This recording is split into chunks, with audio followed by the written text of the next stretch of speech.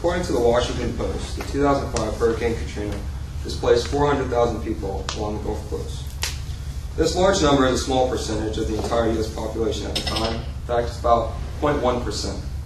But despite being a minuscule fraction of the 295 million citizens, Jeff Parker's Florida Day publication shows how every household, despite its distance from the coast, bears the storm of Katrina.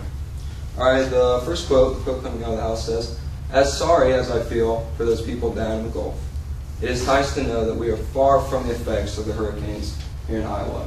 But notice to the left of it, there are three immediate threats to the home indirectly caused by Hurricane Katrina. The first one we're going to examine is oil prices.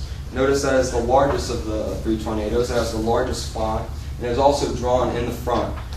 Here, Parker is suggesting that oil prices are going to be the biggest threat to the home, rightfully so. Oil is used not only as a good that we fill our cars with, but is used to transport other goods across the nation. Considering that there are many oil rigs in the Gulf Coast, prices are likely to go up due to the hurricane hitting that area. The next two we're going to examine are building materials and food prices.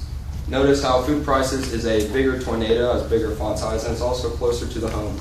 Here, the author is suggesting not that food prices are going to rise higher than building materials, but that food prices are going to be a bigger threat to the average American home.